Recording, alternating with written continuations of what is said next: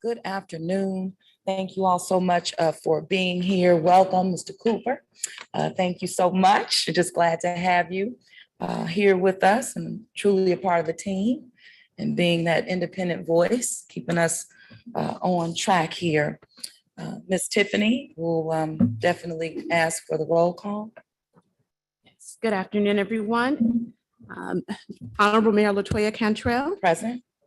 Honorable Member Joseph Giarrusso, Honorable Member Helen Moreno, Mr. Montano, Present. Mr. White, Present. Maura Baumgarten Force. We do have a majority, 3. We have a quorum. And for the members who are celebrating the Jewish New Year, Lashana Tova. Amen. Thank you very much. And so again, this is our revenue estimating conference. And just before we get started, I just wanted to make a few comments into the public record. And of course, over the past 2 years, the city was detrimentally impacted by COVID-19, both physically and financially. We experienced a revenue loss of over 100 million in 2020 alone. That level of loss would have made it impossible, almost impossible, for our city to have maintained city services as we have been able to do without the direct involvement to have federal dollars through the American Rescue Plan Act come directly to the city of New Orleans. Being on the front lines of that fight, just so glad that we were able to make it happen, to deliver both tranches to this city, and definitely rather than going through the state of Louisiana, especially where we still have $70 million of expenditures that were approved by the state, yet to be reimbursed by the state coming to the city of New Orleans. The status of our local economy would have been in critical condition had we not get or received these dollars. We have utilized, as you know, the first allocation of the American Rescue Plan dollars to fill that revenue gap. The revenue gap replacement because our expenses became higher than our revenue. The revenue gap replacement allows us to fund the city through 2025. Again, so glad that our city, and under my leadership and with this team, we were able to make the case to the federal government so that direct allocation came to this city. As a city, we know now the road has truly shifted from dealing with our pandemic to more of a road to recovery. Most people believe that recovery means that we're all back to normal, and that has not happened just yet. A full recovery and economic recovery will take time, but we are moving in the right direction. We have seen our revenues begin to recover over a short period of time, and due to really a strong effort of our tourists and visitors coming to this city, reinstating our festivals, major special events that we've been able to host and continuing to host, and they have truly had an impact on our ability to see revenues coming our way. Other factors, however, have had a negative impact on our rate of growth. You've heard me talk about that trifecta, whether that is the impacts of inflation, and of course, are continuing to experience challenges relative to our capacity, meaning hiring up. This has caused even construction project costs to increase. When we talk about inflation and even supply chain issues, we've seen our cost increase anywhere from 30% and even now, in some cases, 100%. These items we see and we do believe will continue to put financial pressure on our city over the next few years. And so what we're doing here, we know that we have to, as it relates, and you've heard us say, we have increased our fund balance to deal with the new revenue gaps through 2025, again, being very fiscally prudent and sound in our practices. And we are hopeful that our revenues will continue to increase and grow as we move to a pre-pandemic levels, wanting us to get back to where we were and continue to move past that. But today we will evaluate what the predictions are relative to revenue in our city for 2023. Again, we welcome Mr. Cooper here. This is your first revenue estimating conference with us, and we thank you for being here.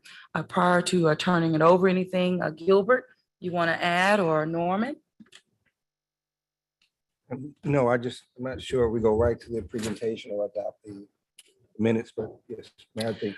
We can move to adopt the minutes from our last revenue estimating conference. And we also want to welcome and acknowledge the presence of Council Member Oliver Thomas. With that, I will entertain a motion to approve. So moved. We have a motion. We need a second. Second. We have a motion and a second. Any questions? Hearing none, all in favor, please vote your machines.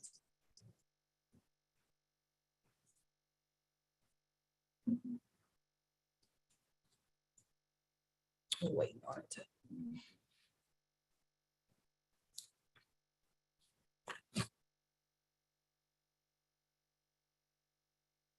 Still looks a little slow. Mhm.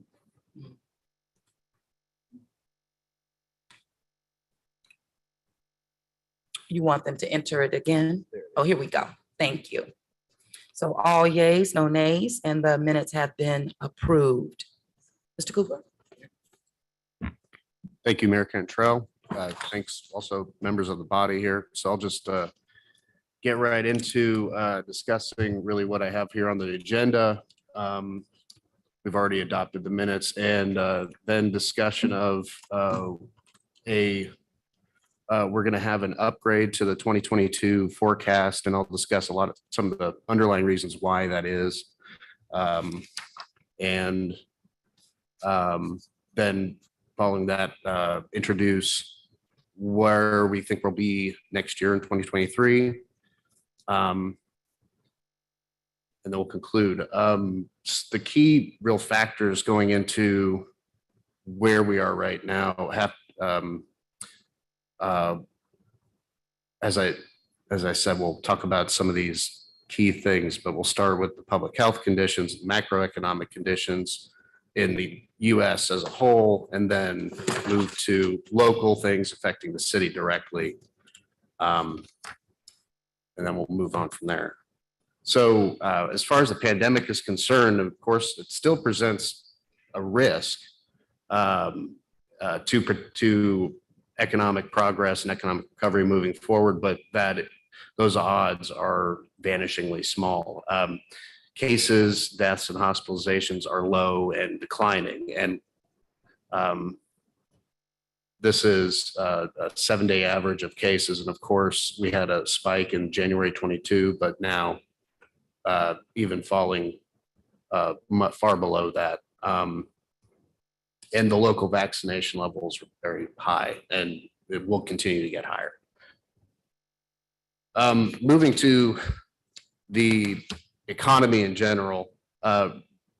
So what we are looking at right here are year over year real GDP numbers. So what this really indicates is that we are in a better position as far as GDP in the United States versus where we were at the same time last year.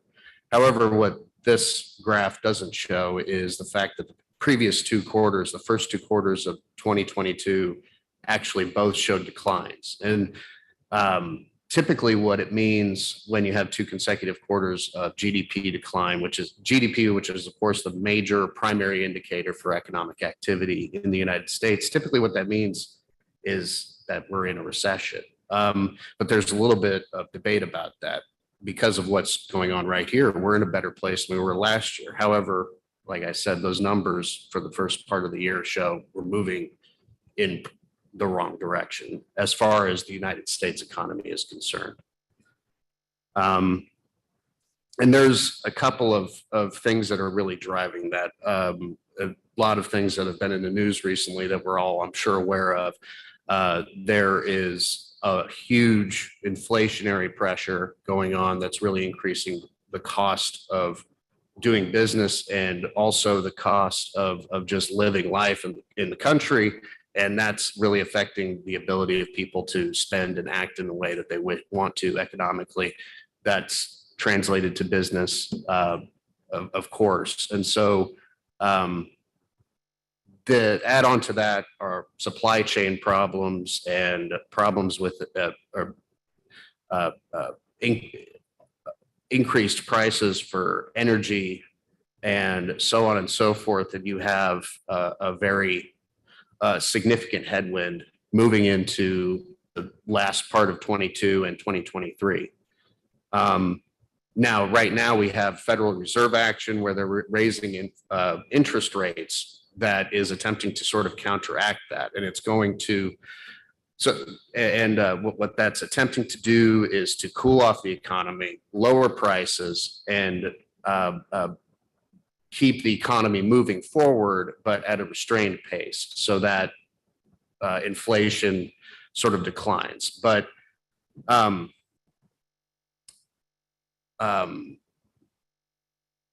and that's sort of having an effect, and that's sort of also in the GDP numbers that we've seen the first 2 quarters of this year. It's also in these this graph right here where you see inflation has stopped increasing, but it is still at a historic high. Where this level of inflation hasn't been seen since 1981. So this is creating significant headwinds, and really the Federal Reserve right now, and we've seen last week where Federal Reserve decided to increase interest rates significantly and promised to increase them even more. And we saw the stock market react very drastically to where I think we're still declining today. So this is what is referred to as the soft landing that the Federal Reserve is trying to orchestrate. Whereas they try to cool things off without causing a real significant recession. And there's some question as to whether or not that's going to be successful. You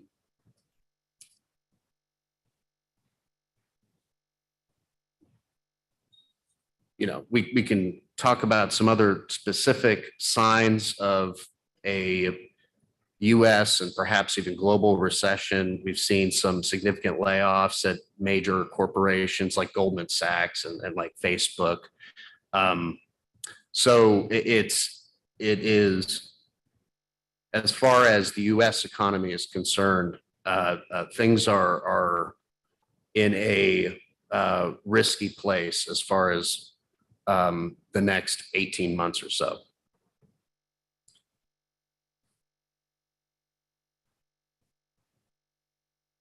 So this sort of translates to, let's say, the city financial progress in, you know, a number of ways. We have, we know that inflation affects, you know, city finances through cost, but also the buying power of the revenue that it has. But we know that ad valorem taxes come in at the beginning of the year, and so the buying power of that kind of wears off. The same with the ARPA dollars that we receive. And of course, all of those costs, as far as fuel, and we mentioned infrastructure and construction, those things, as the costs increase throughout the year, that also puts a significant strain on the city budget. Also, another thing that directly affects is the hiring and retention for city employees, where the wages that we can offer to potential employees are subject to other forces that are different from what private organizations can do. They have more flexibility in negotiating these things. So that's causing issues for the city as well. And we've seen, you know, we talked about, we mentioned before that we aren't expecting to necessarily be back to where we were as far as revenues are concerned until 2025. And we've been very fortunate to have those ARPA dollars fill in that gap where needed revenues, where it's been needed. Moving to the local economy, specifically, we've seen, the employment numbers and labor market indicators trending upward in sort of a recovery sort of trajectory. However, we are not at the same level of economic activity as we were prior to the pandemic. So that is affecting our ability to generate tax revenue from the economy in the city. And so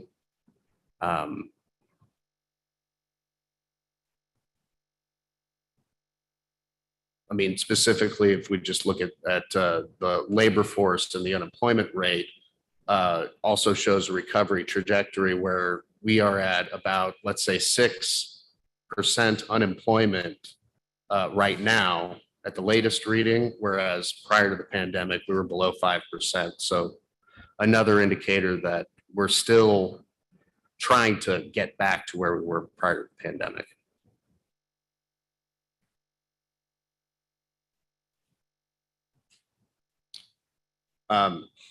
Industry specific things that are directly affecting the local, or directly indicating what's going on in the local economy, and correspondingly what's going on in some of the biggest movers of tax revenue in the city, which is of course sales tax and hotel tax and things like that. Accommodation and food services, that's lodging and restaurants and that type of activity. This is employment numbers, this total employment within these sectors. So once again, we're recovering. We aren't back to where we were, but we are moving definitely in the right direction. However, it will take some time before we get back to that place. And this is sort of a proxy for what type of economic activity is going on in those sectors right now versus before the pandemic. And so while the economy and the local economy and the labor market are driving, let's say, a recovery of our revenues, it's difficult to say whether there's also a significant influence from inflation as far as the tax revenues that we're seeing right now versus where we expect it to be at the beginning of the year. So as I mentioned, we're going to ask, or we're going to show a revenue upgrade from sales taxes and hotel taxes and that sector of our tax components. And it's since those economic sectors are still in a state of recovery, it's hard to say that the revenue that we're seeing is entirely explainable by economic recovery. What is also a huge factor in that is inflation. This is passenger visitor travel at Louis Armstrong Airport. Again, we're not back to where we were. This is Louis Armstrong Airport as a percent of the United States total airport traffic. It's again, recovery.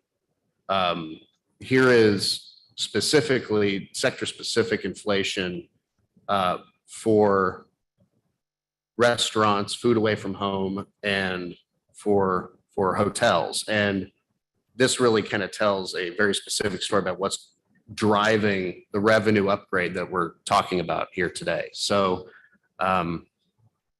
with that, I'll present what is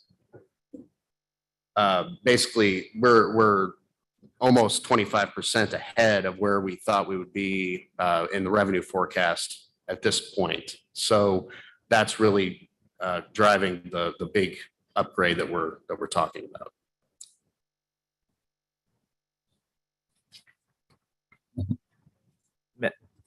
So I'll pause for anybody have any questions? Or? Madam Mayor, thank you for the presentation. I hear what you're saying, and let me try to either repunctuate what I hear you highlighting most abundantly, or let you clarify what I heard, in that our revenues have grown significantly year over year. However, despite that growth, we need to tread very lightly because of a very important factor related to inflation.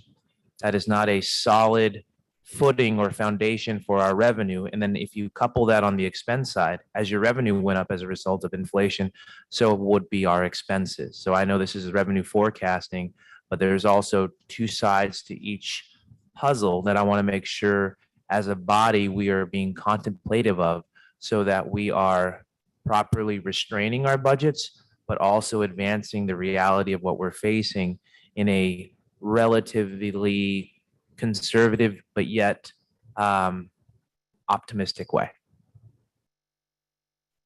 Thank you. Yeah, I would definitely agree with that.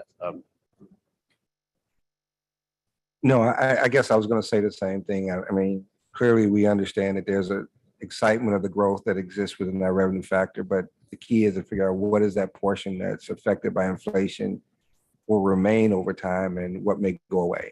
And so I think that's something we can't predict. But I think, Mayor, I think you spoke up earlier how we were very conservative and specific in our strategies to ensure that we're able to overcome things like this. And I think we're in a pretty good shape. And I would also, yeah, I mean, just to echo what you're all saying and expanding on it, really, yes, there's some growth in revenue, but what is the sustainability of that moving forward for the next several months? How will inflation erode that potential into 2023? That's significant concern. And I think the word conservative really kind of sums up the viewpoint or the outlook on that. Yeah, well, we've been conservative for many years now for a reason. Yeah. And so, again, our proposed forecast upgrade relative to last year. And then as sort of a preliminary, I'm sorry, go I ahead. think what we have to do is go back to the last page. Oh, yeah. 22. I think we have to read this for the record. I think that's. We do. We have to read. So. Read it into the record. Right. So what we'll do is read each line item from the forecast, the number and an increase or decrease. You would do that and then we would adopt it based on it. We start with property taxes. Okay. Property tax item, the proposed forecast remains at 161,465,061. The other taxes category is where the upgrade is coming from, 316,934,836. Licenses and permits staying the same, 72,837,304. Intergovernmental payments, 30,890,447, again, staying the same. Service charges, 88,992,666, staying the same. Fines and forfeits, again, remaining the same, 29,542,119. Miscellaneous, staying the same, 13,308,432. And other financing sources remaining the same, $60,000. And so total revenue, 714,030,865. And one-time revenue, 12.5 million. And so the recurring total general fund, 701,530,865. Thank you. And we will have, I'll have to entertain a motion to approve as presented. I'll move that, Mayor. Thank you. It's been moved. I'll second. Moved by Norman White, CFO, seconded by Gilbert Montano, CAO. Any public comment, any questions? Okay, hearing none, please vote your machines.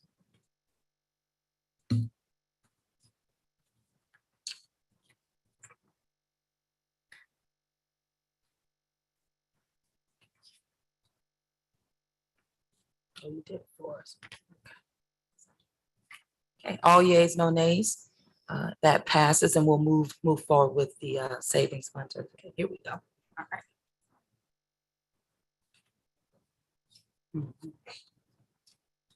Okay. And so then we'll move on and look at a preliminary forecast for 2023. Shall I read them as well? No, you do. The chair, I think you just discussed them. It's just a matter of just expressing them, but you can. We won't adopt it today, but you can just express it, yes. And so again, this reflects how we talked about our general economic outlook and our corresponding revenue outlook, a conservative approach, as you can see from our proposed revision, or at least now our adopted revision for 2022, which saw revenue in 2022 growing almost 15% over the previous year. We're now showing a revenue growth expected for 2023 at just 3%. Again, reflecting a conservative estimation based on the economic headwinds that we're seeing. It represents growth for the city locally, but again, potential headwind for the US as a whole. Through the chair, I'm assuming, and as we said before, the primary growth there is still sales revenue, right? Yeah, expected continued strength in recovery of tourism and visitor spending related sectors. Yeah, absolutely. But you know, headwind from inflation and other types of issues. Thank you. Any other questions, comments? Gilbert, any other questions, comments? Councilman Noel? No, I don't have anything else. I guess the last slide would be just your general framework to detail the revenue category, correct? And Right, and we have these show, yeah, revenue categories in detail by detail accounts. I think that's it. That's it, yeah. Mhm. All right, so I think we have it. Yeah. We can ask for a motion to Yep. adjourn. I will motion to adjourn. Oh, I'm sorry. Yeah, the savings fund certification is what we also have. Thank you. Okay, very good. Go ahead. And I believe you have the handouts there. So, right. So based on the past 5 years of total general fund budget, we're required to hold 5% of that average as an emergency fund, given the fact that the current balance in 2022 is $31,021,010.96. We, in order to bring it up to statute, we need to add an additional $738,276.44. Through the chair, given the fact that I don't believe the financial statements won't be completed till December, it might make sense to go ahead and adopt this now, because I don't believe it'll change. Or do we recommend just holding it off to the next meeting to adopt it? Madam Chair, I'm comfortable with adopting it now. I don't see a significant change. Yeah, as we definitely looked at the audit being completed December, but without any foreseeable changes, it just makes sense to move it forward. I'll would make be that my motion. recommendation. So we have a motion, And I'll second it. okay, moved and seconded. Any public comment, any questions? Hearing none, please vote your machines.